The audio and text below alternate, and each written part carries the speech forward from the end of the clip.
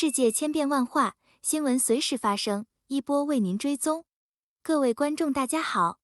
今天是2022年3月29日星期二，欢迎走进一波新闻热点。谁能够赋予乌克兰和平？据俄罗斯卫星社报道，俄罗斯和乌克兰代表团协调乌克兰局势的谈判在伊斯坦布尔结束。根据谈判结果，乌克兰向俄罗斯转交了书面提议。俄罗斯代表团团长梅金斯基说，俄罗斯为迎合乌克兰采取2项冲突降级举措。这些提议包括：乌克兰承诺拒绝加入军事联盟。在未经包括俄罗斯在内的协议保证国同意的情况下，乌克兰拒绝加入军事联盟，拒绝部署外国军事基地和特遣队，以及在乌克兰境内进行军事演习。乌克兰放弃通过军事途径解决克里米亚和顿巴斯问题，为实现不结盟无核地位，提出了给予乌克兰安全担保的国家名单。波兰、以色列、土耳其和加拿大可能都是潜在的安全担保方。安全担保不适用于克里米亚和塞瓦斯托波尔，也就是乌克兰拒绝以军事途径解决克里米亚和塞瓦斯托波尔，并且称只可能通过谈判途径。乌克兰提出俄罗斯不要反对其加入欧盟，俄罗斯也不反对乌克兰加入欧盟。梅金斯基强调说，无论如何都不是条约的条款，而是我们认为寻找妥协的有建设性措施的提议。梅金斯基表示，莫斯科最初的出发点是，双方协议准备就绪后，普京有可能与泽连斯基举行会晤。您对加拿大税务局 CRA 的看法是什么？加拿大税务局局长 Bob Hamilton 一直将该组织誉为世界级，但根据一份新的监管机构报告，与国际同行相比，该机构的表现只是非常一般。在周二发表的一项新研究中，将 CRA 的表现与11个类似国家进行了比较。联邦议会预算官 PBO 发现，该机构在一半的绩效指标上总体上表现尚可，而另一半则更糟。在大多数情况下，加拿大从未远离平均水平，通常表现略好或略差于可比较的国家。联邦议会预算官的 Yves Giroux 在接受国家邮报采访时表示，尽管 CRA 在某些领域的表现值得称赞，但在称该机构为世界级之前，还需要一些改进。该表述在 CRA 最新的公司业务计划文件摘要中出现了6次。Giroux 的办公室决定根据2020年版国际收入管理调查 ESORA 的数据，根据21项绩效指标评估 CRA。该调查收集了全球150多个税务管理部门的数据。然后，联邦议会预算官将 CRA 的表现与11个税务管理与加拿大相似的国家进行了比较。最惊讶的是看到加拿大为税收支付的费用比其他国家多得多。联邦议会预算官发现，在2019年，加拿大 CRA 的每1加元工资支出所获取税收为100加元，这几乎是其他11个国家平均税收收款额的一半。其他国家平均每花费1加元，平均收取190加元的税收。吃惊的是 ，CRA 在这个指标上效率并不高。另一方面 ，CRA 在发现纳税人没有支付其公平份额的增值税 VAT 或 GST， 以及每年对每位审计师进行的审计数量的表现显著优于其国际同行。这是意料之中的，因为 CRA 进行了大量相对不太复杂的增值税审计，但这种优势可能不会像预期的那样产生那么多额外的税收。PBO 还发现 ，CRA 被拖欠的税款比例第2高，未缴税款占该机构2019年总收入近14%。因此，不能只是增加审计或查验的数量，而不在收款上投入额外的努力。这可能会让那些热衷于逃税的人认为，一旦被抓住，也可以不付税。冷静期为购房双方提供保护。哥伦比亚省财政部长表示，购房者将很快受到省级法规的保护，其中包括一个冷静期，允许买房在规定的时限内撤回房产交易协议。财政部长 Selina Robinson 表示，周一推出的财产法修正案将有助于为购房者建立保护期框架，以正确评估融资和检查他们想要购买的房屋。他说，这些变化将于今年春季末成为法律，将有助于为那些希望在该省热门房地产市场做出人生中最大的财务决策的购房者提供更好的保护。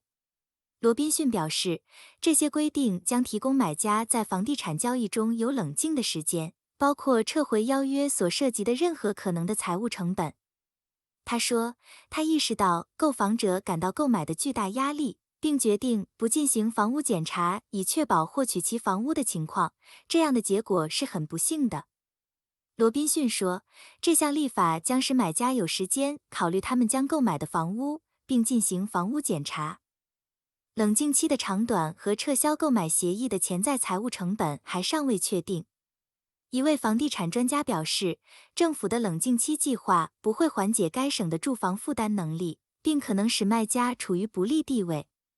BC 大学尚德商学院的 Sir Somerville 教授周一表示，这些变化将使买家有更多时间进行尽职调查，但也可能允许买家在没有后果的情况下提出邀约，从而使卖家处于不利地位。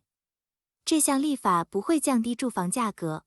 如果这想法是为解决负担能力问题，这真的不是一条可行的道路。罗宾逊说，这些规定更多的是为了保护购房者。反对党自由党住房评论家 Mike Bunyea 表示，政府提出的立法缺乏细节，而对提高住房负担能力却无能为力。BC 省市政府联盟主席 Rudenberg 在一份声明中表示，该组织支持该保护法规。BC 房地产协会上个月的一份报告警告，不要引入购房者冷静期，称这将导致更多的问题，包括卖家的不确定性。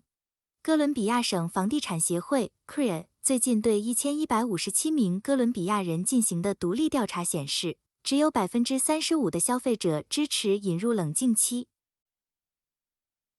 路透社，美元武器恐令市场对美债望而却步。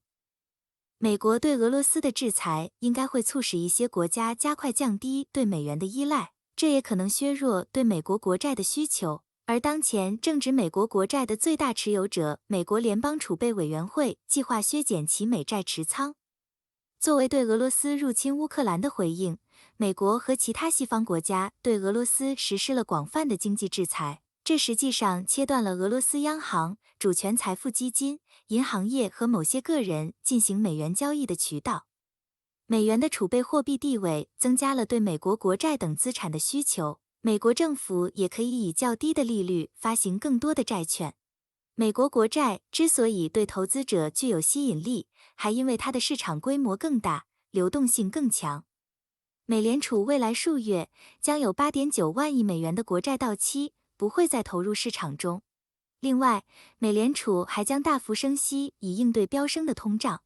10年期美债收益率周一触及 2.56%， 创2019年5月来最高。尽管美元作为储备货币的地位不太可能在短期内被取代，但任何对美元的稳步远离都可能导致全球经济更加分散，支付活动在美元、欧元和人民币等货币之间更加平均的分配。随着美元成为新制裁时代的武器，最终结果将使美元地位降低。沙特正考虑向中国销售石油时接受人民币付款，这表明转变已经在加快步伐。自从俄罗斯2014年吞并克里米亚，西方对俄实施制裁后，俄罗斯已经在逐步减少美元储备。2021年，俄罗斯宣布国家财富基金将剔除所有美元资产，并增持欧元、人民币和黄金。根据美国财政部国际资本流动数据，2018年中期，俄罗斯持有的美国国债从10年前的约1500亿美元降至可以忽略的水平。其他国家也在减持美国国债。中国在1月份持有 1.1 万亿美元的美国国债，成为仅次于日本的美债第2大外国持有者，但持仓规模低于2013年的约 1.3 万亿美元。截至2022年1月，沙特持有1190亿美元美债，较2020年2月的1850亿美元有所下降。对许多持有大量美债和美国资产的产油大国而言，俄罗斯遭制裁就像是一个警讯，可能会催生一些多元化的计划。这意味着，在这一次的紧缩周期中，美债将无法见到像2000年代中期那股来自于外国储蓄的支持。话虽如此，即使这些国家不断地减少购买美债，料也不会展开大举抛售。由于安全性和流动性良好的替代标的并不多，各国能减持的程度也可能有限。谢谢各位的收看，一波帮助海外华人及时追踪全球各地发生的新闻热点。如果对您有帮助，欢迎点赞、订阅和分享。下期不见不散哦。